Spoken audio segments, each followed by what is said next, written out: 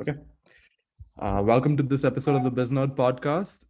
In today's episode, we have the CEO of ProfitPay, Mr. Chase Hammer, and he is building an interesting business in what seems to be a crowded market with payments processing and fintech. But I think he's got an interesting spin on it, and happy to have you here, Chase. Yeah, Thank you no, for. it's good to be here. Glad to kick around some ideas and let you guys know what we're doing. Yeah, perfect. I just want to touch base on a theme that we had in our prior conversation, which is everyone's a consumer, Yeah. where you said, the tierage between consumer and enterprise doesn't make sense, especially in fintech. Do you mind expanding on that? Well, I think that fintech, I think in fintech specifically, it's kind of snobby, right? It's like, we're business, we're this, we're that. I mean, at the end of the day, you're serving a customer, and as customers, we've been trained to buy a certain way for a long period of time. So I feel like the idea of talking to a business like a business is ridiculous, because who's on the other end of that business is a person that's buying like a consumer. You just need to talk to them differently as far as like what you're selling, but the concept's the same. There's no business to business. I think the concept of B2B and B2C is ridiculous. The only thing that's different is that it's a business product, not that necessarily that you need to talk to them differently because they're a business, honestly. That's where I was going with that. Can you talk about how that sort of shows up in the messaging that you at ProfitPay take, with brand building and all that? How has that informed your messaging? Well, I think when we started, just like normal fintechs and payment processing companies and things like that, I saw it more as a platform. Like, hey, we're a solution, and then when you see yourself that way, you see it very businessy, right? So I think we got caught up in the same exact thing that I'm talking about here, is that, we were presenting to the market the solution, whereas we really need to be focused on the benefit of the product that we're delivering, right? Just like a consumer buys because their baby needs diapers, right? They buy because there's a problem, right? They don't buy because the diapers are like, it's like you can't sell like the diaper, you sell the problem. The baby's pooing. It's like you got to put something on his butt, right? Yeah. That's the solution. It's like, or that's the actual benefit, right? Solving that poo problem. So I think we actually try to go out there and be like, look at all the things we can do.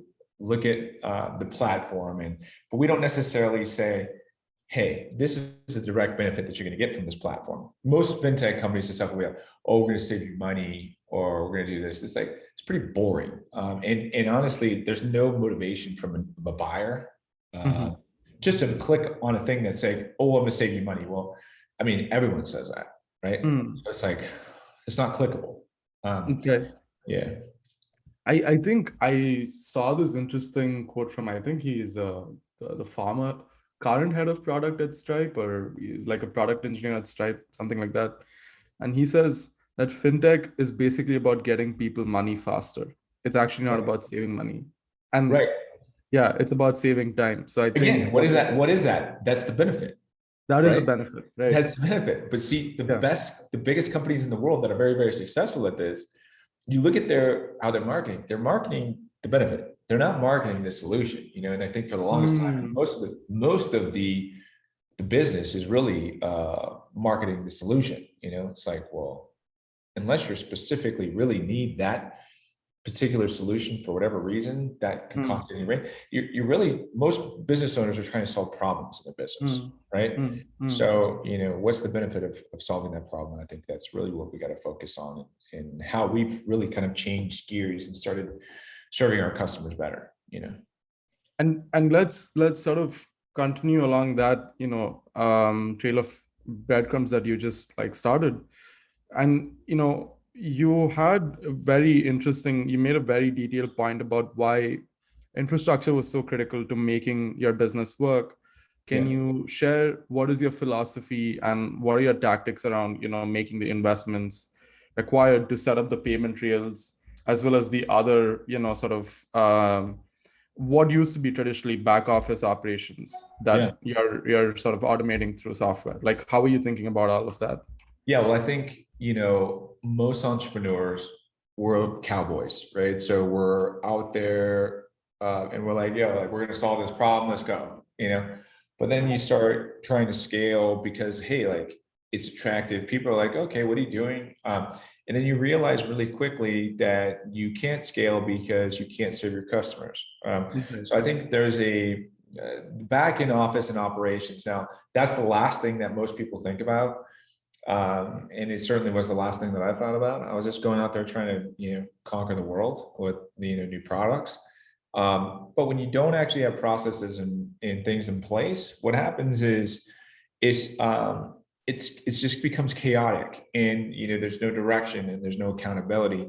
And as you grow an organization, without that stuff in stone, first, it's like building a house of sticks, you know.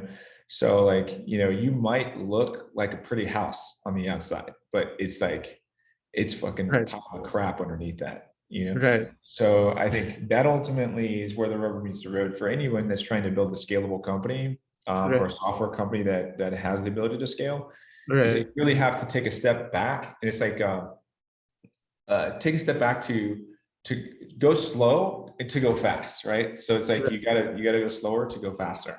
And Right. it's like it goes against everything that you want to do, because time is Right. the greatest enemy, and you feel like you're losing time by doing these things. But if you don't Right. do it, it's going to crush you later. Right. Yeah. Okay, that makes a ton of sense.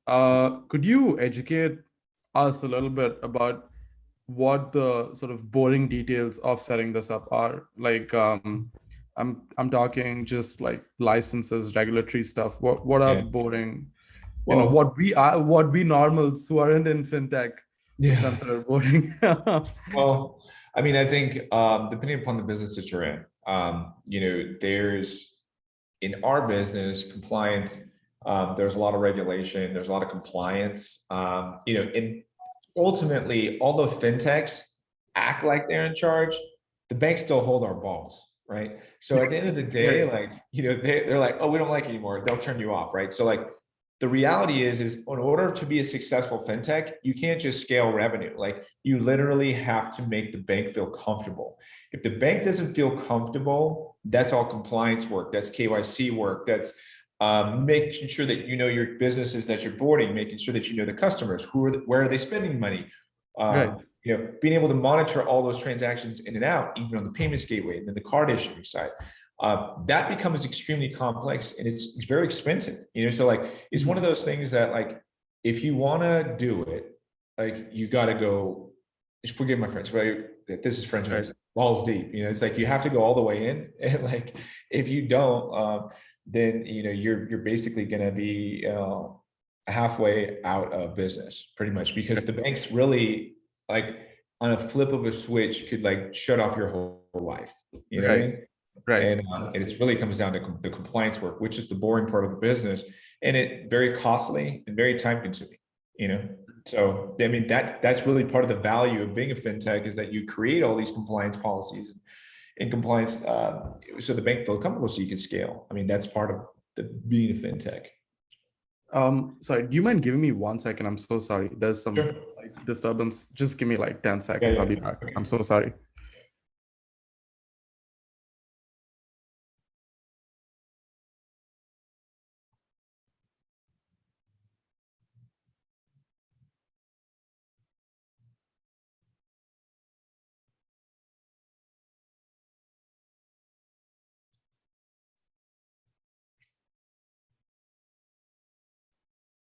I'm so sorry. No worries. There was some disturbance outside. I just had to have that fixed. Yeah, that's cool. No worries. Uh, yeah. What? So you must have certain banking partners to make everything work. What are the conversations with these banking partners like?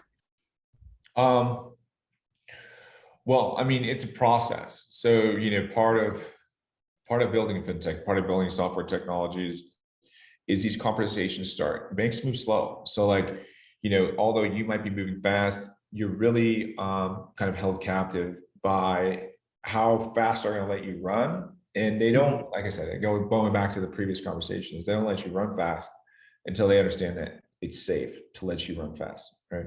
Yeah, but So that's mostly a subjective call, isn't it? That's basically them making a subjective determination. Or is there other like particular like I risk think frameworks? it's not necessarily subjective. It can be, so this is, it could be subjective if you let it be, right? So like Right. the point is, and this is why we have a chief of compliance, because the bank feels secure when they know that there's somebody back there that knows their shit, right? So Right. like they've been in there, they've done a big organization. So like a chief of compliance officer for fintech is a big hire. Mm, Most people think, well, a CTO, it's like, not really, dude. You don't need somebody mm, back there pressing buttons. What you need is a badass head of engineering and a bunch of full stack engineers. And you don't necessarily need a CTO because, uh, I mean, I don't think initially. I think eventually, yeah. But like the biggest hires that you'll need and the most important hires that you'll need is probably the CFO, a badass CFO that can help you raise money, mm, uh, and a CCO to help your banks mm, to make sure that your banks feel good about the mm, relationship. So if you can keep the banks at bay, mm, and get a guy that or a girl that can come in and help you raise a lot of cash, mm, and knows how to put together the company so that it looks like it's showing the right it's meeting all the qualifications that investors are looking for. mm, There's just ways to position a company, I think, and most founders, we don't understand how to do that. And in mm, fintech, I think that the valuations are so all over the place. It is fairly subjective, from whatever third party is doing it. There's objective mm, and subjective, but I mm, feel like, in order to get the right valuations, you have to have the right people in the seats because mm, that adds to the valuations and what mm, you're capable of getting in the market. mm. I think so. 2 points, right? One, Keith Raboy, he's like a GP at Founders Fund, and he's on Open Door and all that. He has an interesting point about this. You want to hire for value creation, which is all your like crazy superstar engineers and product people, and then you're hiring for value protection, Yeah. and that's where your CFOs and your chief compliance officers come in. And basically, what he says in his post, you've described like to the Yeah. T. That's like So, those are the most important hires, right? And I think when you're building your team, probably the most important engineering hires, because maybe you might not have capital to, get all the engineers that you need, right? You need a user right. guy, you need a user, you need a front end, you need a back end, you need a Mm, DevOps, but like, I think it's better to get senior engineering talent, like, but full stack if you mm, can. mm, They're rarer breeds, but like if you're building a ninja team and you only have a mm, certain amount of bandwidth, mm, I would suggest getting some really good engineers, full stack, that can mm, help do front end work and back end work, mm. and have some experience with DevOps. If you're going to get a ninja team, those are probably the best guys to get. Understood. Let's shift gears a little bit. Let's go back to when you started. So, in our prior conversation, you said that you started in the hospitality business and you Huh? sort of educated yourself about payment processing and why it's pretty broken. Would you do you mind just going over that story and just sharing with us? Yeah. So, when I was 28, I had, this is actually kind of a funny story. I had like 3 hotels at the time, actually, Mm, as a payment mm, processor, but our mm, platform as a company probably had thousands, but I personally only did a few. And I got invited to the second largest hotel association in the world. They're like, listen, we want to run a program. And I'm like, okay, cool. I flew out to South Padre Island. I walk into this room. It's a brand new hotel, huge Hilton, massive, a lot of empty rooms. So I'm like, oh shit, like this is like kind of crazy. Like, what did I get myself into? I only got 3 hotels. I walk into this room and it's 80 hoteliers, right? All of them are Indian and all of them are in suits. I'm 28, so everyone's like in their 30s, 40s, and 50s. And each one of those guys had 5 to 10 hotels each, right? So more than I had in my whole entire portfolio, right? So I'm like, oh my God. Like I was so nervous that I threw up. And I got into the meeting. It was like a horseshoe like this, right? So I'm in the middle of this horseshoe, talking, and like right when I started, this guy goes, "How many hotels do you have?" I was like, "Thousands," because I knew our platform had thousands, and he just shut up. And I ended up getting that. I got that association, and I scaled it out to thousands of properties. And the moral of the story is that hotels, very retail, right? At the time, and what the biggest problem in the hotel industry was no shows, right? People booking reservations and then not showing up to the reservation. After it's a big, huge revenue loss, room loss for hoteliers. And so I set out to solve that problem and basically tie consumers to transactions to eliminate the no-shows that were happening at hotels. And I ended up raising like 650,000 from the hoteliers. Actually, one of the guys that was at that meeting in South Padre Island ended up becoming on my board of directors and our biggest investor, shareholder outside of me. And then we ended up raising another $25 million and building technology. I had no idea. I had the vision, right? And I knew that I had been payments for 19 since I was 19 before that. So like pretty much all my adult life been in the credit card business. But I knew that in order for us to be relevant and actually add value long term, that we were going to I had to figure out how to create some sort of technology that would, and that was our first stab at it, and that actually turned into many different things, and we ended up this brought us to what we have today. But that was we were originally trying to solve that one problem, and which was kind of like a fraud prevention type of problem. Right. Again, siloed. So I built that, then we built the gateway, then we became a card issuer, then we pushed on the payment rails, and it was like one thing after another. Never stopped building. We never stopped building, and never took a break. It was just constantly ongoing. But that's also very painful. And it's not easy to make revenue when you're constantly building all the time, because stuff's broken, right? So you can't really scale if all the parts aren't seamlessly put together. So it was a real big sacrifice. I mean, it was like 5-6 years of building, before we could actually really start making significant revenue. I mean, we were making $1 million to $2 million every year up until we started scaling, and we broke through that barrier. But I mean, it was $2 million a year, $2 million plus for a long time. And that's just like regular revenue. That wasn't us trying to go scale. It was just out in the market trying to build product, Right. Yeah. So you spoke about how you're a non-technical founder. Yeah. So I think obviously we know the challenges. That's been fairly well documented. But what are the pros of not being a non-technical founder? Well, I think I guess ignorance is bliss. It's not really, actually, it's a lie. Because, you'll find out real quick that if you don't have the right people in the right seats, and that becomes from you not understanding what you actually need. I think the benefits is that, I'm probably the greatest. I mean, I'm not super home, but I'm very, very good at bringing in massive clients.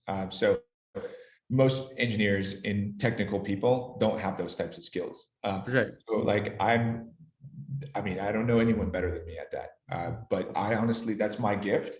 And I think I'm able to also keep a lot of people on the bus. I'm a charismatic leader. So like, I think it's part of the job of the founder is really to keep the ships are burning a lot of the times, right? Because you're trying to build, there's fucking chaos everywhere.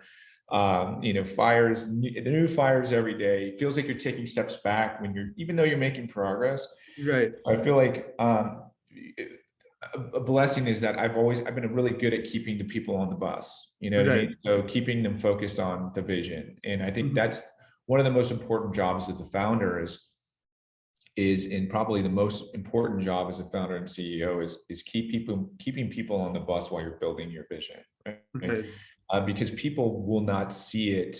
It takes them a while to see what you see, right? Right. And they might be like, yeah, I see it. Like they don't fucking see it. You know what I mean? So like, Right. it's a constant, and if you go through, like, if you're building constantly and you're going through years of building, Mhm. people start to lose faith, so I think, Right. you know what I mean? Because they're like, what am I doing? Like, so I think I've been good at keeping people engaged and, keeping them focused on the vision, even though like it took a long time to get there, Yeah.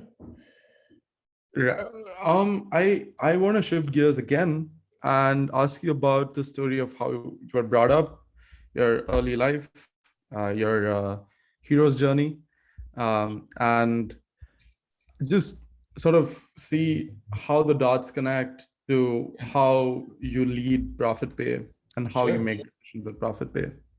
Yeah, so my mom was a school teacher, my dad was an electrician. So I grew up, my parents were like hardcore Democrats, and they wanted me to be an electrician. I told them no. And I was like, I got a gift, I gotta go do something, bigger. Right. Right. But I think, it was modest, middle class. But I've always wanted more, and then Mhm. I have a, I think I've always been an underdog, so it's, Mhm. I'm like 5'8", right? So like my whole life I was shorter. So I played college football and like, yeah, it's like always had to prove myself over and over and over. Right. You know what I mean? Right. So I feel Wait, did you like play college football? I did. Yeah. Yeah. So, Oh, okay. Yeah, tell us about it. yeah. So I know I got a full track scholarship to Cal Poly, and I played out there a couple years, and and then I ended up hurting my knee, and then I lost my track scholarship and Oh, football, and wow. I started a business when I was 19 years old. So Huh. in the credit card processing space, and then my mom gave me $3,000 to me and three of my friends. We all got $3,000 from our parents, and then Right. $9,000 isn't a lot of money. It is a lot of money. Believe me, I'm a student. I know that 9,000 goes a long way. Well, it goes a long way, but when you're building a business, it doesn't really go that far, So it's like, Yeah. because and the biggest problem that I think I made initially was with that. It was that I didn't know the third person, and I ended up hating that guy, and Right. like I couldn't get along with these guys, and so it just didn't end up working out. But it was, Right. to any entrepreneur out there that's building something, if you're getting a partnership, it's like a marriage, man. So you gotta make Mm. sure that you really know this person, that you trust this person, and this is somebody that you want to build a business with. And Mm. you should always build whole like things into your contract that Mhm. allow you guys to, split the business up if you guys aren't going to make it. You know what I mean? I basically ended up walking away from that business because we just were at odds, even though the majority of the clients were mine. Mhm. And I started my own right after that. It was called Power Payment Incorporated. Right. Power Payment, we still own as a corporation. It's a holding corporation for our investments today. But Right.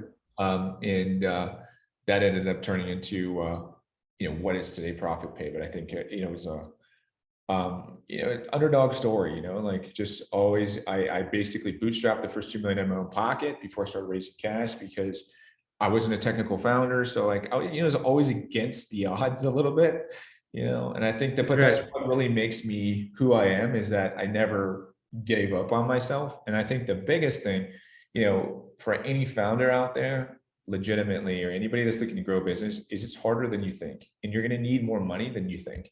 And Mhm. it takes way longer than you think. So Mhm. like, you think you're going to turn around and create this product and be able to go to market, and then just, it's not like that. Mhm. So it just takes longer than you're anticipating. So, it really just takes somebody you just got to really realize what you're getting yourself into, right? It's not Right. like, if you want to just be like a side hustle or something, okay, but like if you're trying to build something that's with value later, like it just takes a lot of sacrifice, and it takes a lot more sacrifice than most people are willing to give. So, Mhm. I think that's why over like 90% of all founders fail, I think there's a we've been through the pandemic. I think there's an epidemic of bullshit entrepreneurs, to be totally blunt. Like, I mean, especially being at a university, you get this perspective.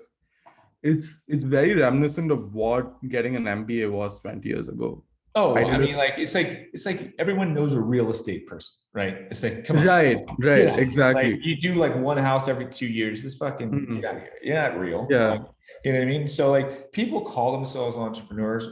The truth is, I think the difference between an entrepreneur and a Mm, founder is a mm, founder is willing to go all the way and sacrifice it all. An mm, entrepreneur, in my mind, mm, once it starts getting tough, they switch mm, over to something else. You know what I mean? Because they're an entrepreneur because they don't want to work for someone else. But here's actually a funny story, and that because some Uber drivers think they're entrepreneurs, but like my buddy goes, yeah, this guy was telling me he's like his own boss and stuff like that, and he's like, now he told him to turn left. I was like, he was in the back seat, told the Uber driver to turn left, right? He's like, because the guy was like talking about how he's his own boss, and then the back guy says, turn on. I think we all work mm. for somebody at the end of the day, but like at the end of the day, like you're not an entrepreneur if you work for Uber, right? So Yeah. you know what I mean? That's not a real entrepreneur. I think the PR department of Uber would be irate at your statement I mean, that it's you just, it's just just made it. you're a 1099 contractor for sure, but you're definitely not an entrepreneur. So I mean, I think I like to be my own boss. Whenever I hear that, instantly, like there's like 10 alarm bells that go off. I'm like, oh God, I'm gonna hate this conversation. yeah, Of course, I mean, I try to be nicer to most their of the people face. that feel like they need to talk to you about their being an entrepreneur are people that really haven't done anything yet. So I Hmm. mean, I think at the end of the day, like people that are doing stuff, they're quiet. You don't hear them because they're fucking working all the time. Yeah, Yeah. I mean, and yeah, that's really what it takes is like yeah. tremendous amount of hours, Hmm. sleepless nights and dedication. Yeah. One thing that intrigued me about like getting you as a guest was you have almost zero press. There was some random article from 2 years ago. That was like the best press I could find. Like, is that an intentional decision? Like that you don't No, I think press is good, right? And I think actually like there is a lot of press I out don't there. think you've personally like sought out press for yourself. I think ProfitPay has Yeah. a lot of press. Is Yeah, that ProfitPay right? definitely has a lot. It's not really necessarily about me because and I'm kind of like one of those guys that where I compare myself to everyone else. So that's not what you're supposed to do as an entrepreneur. But Right, like, because I constantly feel like I'm dog shit, because right, who do I compare? I don't compare myself to like some average people. Like, well, fuck, like these guys are crushing, dude. Like this guy right, started this company 3 years ago. He's fucking $1 billion unicorn. What the right, fuck? Like, you know what I mean? right, It's like, right. what, you know what I mean? So like, if you constantly compare yourself, and I have like a lot of very wealthy friends that are very successful, Right. and that's because of the environment that I've kept like around. However, but like they're crushing. When you're building something like, and you're constantly building, it's hard. Especially if you're like seeing other people that have success, because you're like, God damn it, like you're like right there. You know what I mean? Yeah, You feel it. But it's like yeah. you're not there yet. So I think to that point, I would say, to not compare yourself, but like I have a pretty bad problem of doing that. Mm, So like I don't feel like I'm worthy enough for that press until we mm, get to a place where I feel like I am. mm. So I just kind of stay out of the press personally, just until I feel like I deserve it. Wow. That's quite the statement.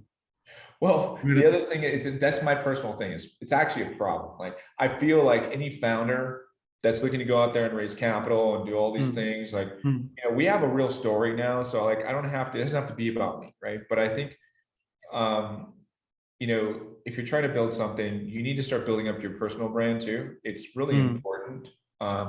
It's really important for people to do that. mm, I think just even if you're not out there doing press releases and stuff, mm, just building up your social profiles, getting new friends all the time, getting an audience, because when you do have the ability to have a voice that matters, mm, people will listen to you. And I feel like mm.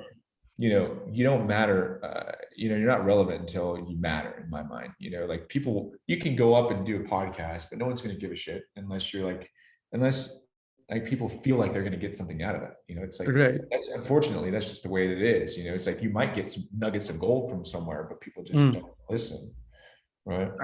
Yeah, that's the thing with this podcast as well, right? Like, even if there's like a high quality conversation, like I still have to invest a lot of time into putting it out there. And frankly, like it's hard to do that as a full-time student.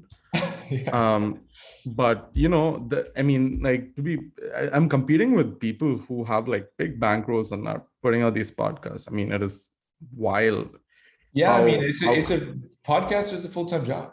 It's it's like, a full-time job. Yeah. if you So want to get quality people, like, and you want to actually scale your user base, and it's a lot of work. It's like I mean, I did a podcast a long time ago, and it just became so much work that I was like, dude, I can't juggle the two, between like trying to make money and like trying yeah, to do this. But I it think I is think if good you have though. the resources to like go build a team, like if Yeah. you can spend even like 50 grand a year on a Yeah. podcast, if you're not dumb, you should be able to have like 100,000 listens per episode. Yeah, if you Like, get 50 G's a year, like, you could have a pretty solid setup, and you can have it like, you can have new guests coming in all the time, and you can have yeah, people doing the grunt work that you ultimately need to have done if you're going to be successful, because you don't have the time. right, Yeah. right. Yeah. I want to ask you, Yep. like I did some homework and it said that you were bootstrapped for a little bit before you raised your first round of financing. Uh-huh. So what was the decision making? Like, was it under your control, or was it sort of like by chance that you just couldn't like at that time raise money? Like, how did that all play I out? think it was more of honestly, I feel like if you have a good enough story, you can go raise money. There's nothing that's going to stop you from doing that. I was my Right, own limiting beliefs, honestly, in the right. beginning, because I had already had success. I had made millions of dollars in the hotel business, Hmm. and in my early 30s, and I didn't have any technical experience. So I just Hmm. felt like, even though I had a great idea, I didn't know what to do, like who to Hmm. go talk to, like what Right. process to take. Like, it's like, it's kind of like you just have to figure that shit out, and Hmm. luckily, like, what I did was, I put some of my own cash together, and then I started building a proof of concept, and then we had I mean, like, non like legit valuation. It was like $1 million, right? And this is back like forever ago, like 2014 or something, right? So, $1 million in 2014 was pretty legit for a seed round. well, yeah. So like, yeah, In 2014. yeah, 2014. Yeah. That's Yeah. right. So like, I basically raised 650,000, and then, but I put my own money in first, right? Hmm. Because I just felt like people wouldn't believe me. Now, that's not necessarily true. I think, Hmm. looking back on it, I had my own self-limiting beliefs, because I was just like, I was convinced, oh shit, I'm a non-technical founder. I have this great idea, about who the fuck's going to believe me, right? Hmm. So I think the first step is to not do that, to not like Right. put self-limiting beliefs on yourself. I think Right. mine just sparked some ideas that one of the things that I felt like I did wrong, which Right. it created additional work later, was I was thinking too small. Like, I was trying to solve this problem for hotels, right? And that was it. Right. We ended up creating it, but it was like this siloed product. Then when we were trying to build, it was like we had to like connect all these things, so it's like we weren't thinking big enough. Going back to the foundation, like laying down the foundation, the architecture, so you Right. can actually scale. Right. Yeah. Okay. I mean, w- how do you think about fundraising now? Because I'm pretty sure you could go and raise a big fat round if you wanted to. I mean, it's Yeah. So right like your now, operation isn't small potatoes by any stretch of the imagination, right? well, so right now, I mean, I feel like, so we actually are going to be raising money online. So $50,000 a head. So Right. people are like it's the consumer experience. People want to participate in stuff. Ty Lopez, which is a complete douchebag, Right. but he's raised a lot of money online, like Hmm. significant capital, hundreds of millions of dollars for like brands that were bankrupt, for them to turn them around is like, really? Right. Like Radio Shack, like for real, like Right. we're in the hottest space in the world. Fintech's the hottest space in the world, the highest Right. valuations of all time. So if you have a good idea and you can get some infrastructure and just a little bit of traction, honestly, Mhm. you don't have to even show that much traction at this point. You can just show, look what we're doing. Over the last 3 months, we've done this, one of the things that my board of directors was telling me is like, yo, when you go out to raise money, it's like the last 3 months of the year, I did as much revenue as I did the year before, right? So like basically like essentially this showing the scale of that, I think, and focusing on the key parts of that is what really did that come through yet, or did that have a gap? I think it broke for like Okay. 5 seconds. So sorry, could you? My Okay. bad. Sorry. No, I don't Yeah. remember what I was saying actually. I was like, No, that's fine. I think you were in a good flow. Please continue. yeah. So I think raising online is where we're focused. So we're actually raising money online from accredited investors. And we built Right. funnels for this. So we have video content funnels that take a user all the way through, and then they get into a call with us, with me, and then we basically just like, it's pretty simple. So Right. yeah.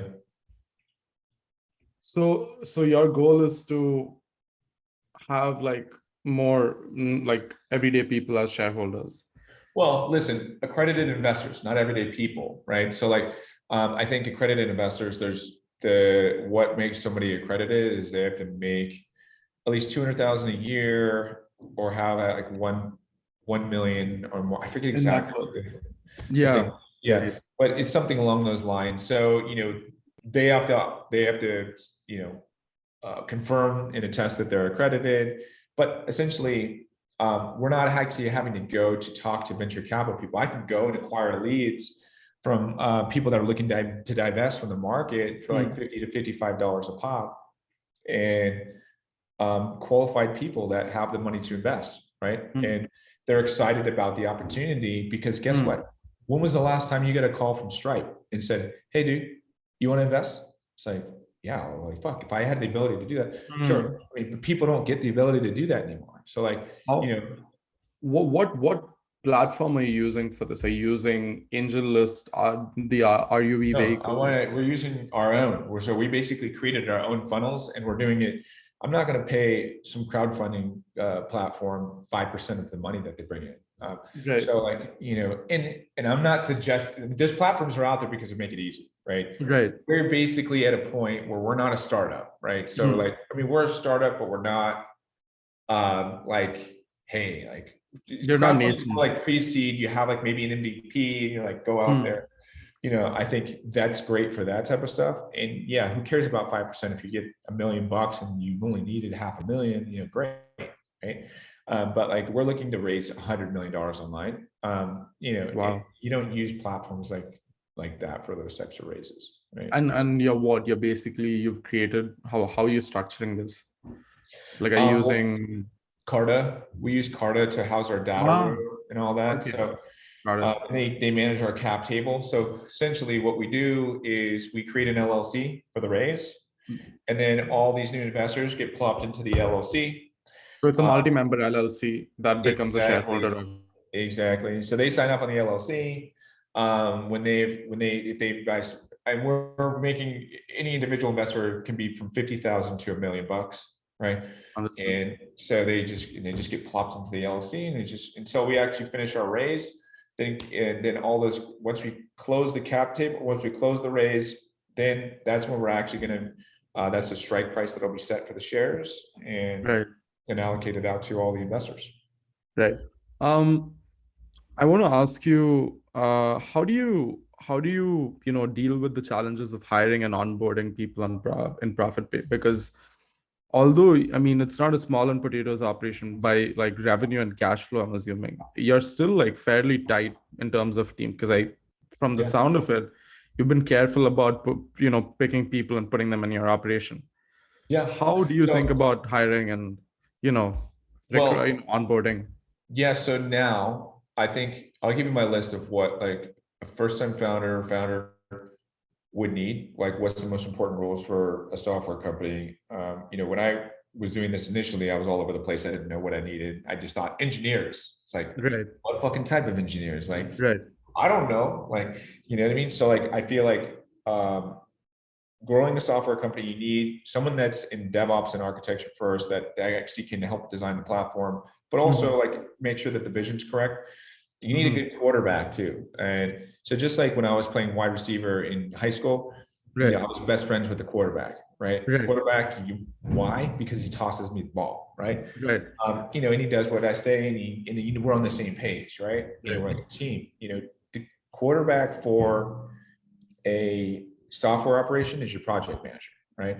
So not necessarily the product manager. Product manager is great if you're building product, okay. Right. But like if you already have product and you have an idea, you basically have, it's just execution at that point. It's managing the teams. Priorities. Yeah. Exactly. So like it is all about accountability and process. So like your project manager is your greatest weapon to make sure that you're meeting all your expectations on your sprints with your engineers, and Right. having guys that are more versatile as opposed to getting people that are pigeonholed as a user experience role. Like user experience, obviously for fintech, it's everything. But if you're building out foundational and you're building your infrastructure, I think it's more Right. important to have a full stack engineers than it is to have a user experience person. User Right. experience you have later after you build your MVP, and then you go and perfect the product, make it better.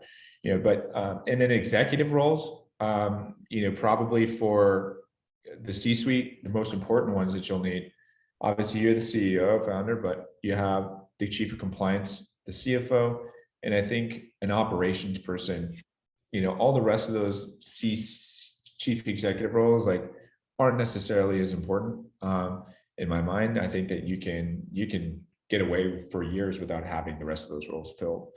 As long as you have a good person in operations, you have somebody in compliance, and you have somebody that understands the financial margins of the business. You also don't want somebody that's just back there pressing buttons. We've hired a lot of big executives from like Amex and like these other places, and although like you're like, oh, I got this guy from Amex, I'm doing like, look at him, like, cool.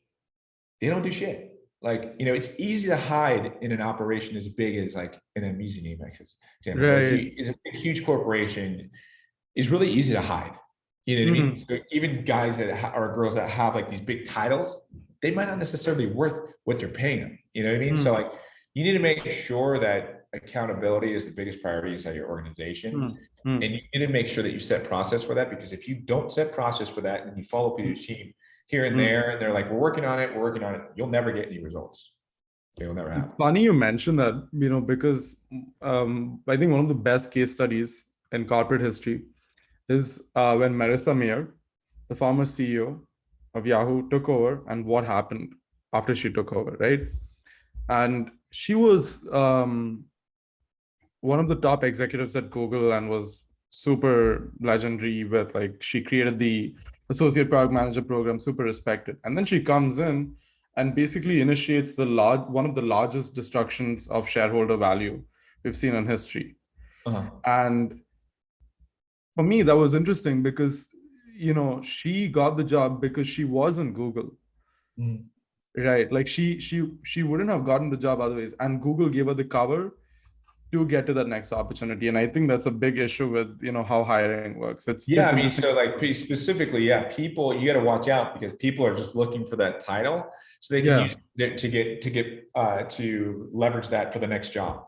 Right. So like I think it's important to get people invested into the vision so they understand like, hey, there's an exit strategy here. And if you tell people, like, our goal is to sell in a couple of years, right? So like, I want to sell, make a big check. I don't want to work for a few years, right? I just want to chill, invest, I appreciate you being direct about that, by the way. I think people beat around the bush. No, I think it's important There because is no harm in being acquisition, but being listen, if you have people that are behind you and then they're trying to get it to a point where we can sell it to, everyone's motivated, because everyone wants to make that check. You know what I mean? So Right. like, hey, like the faster we do this shit, like, it's about building that box and putting any driver in that box.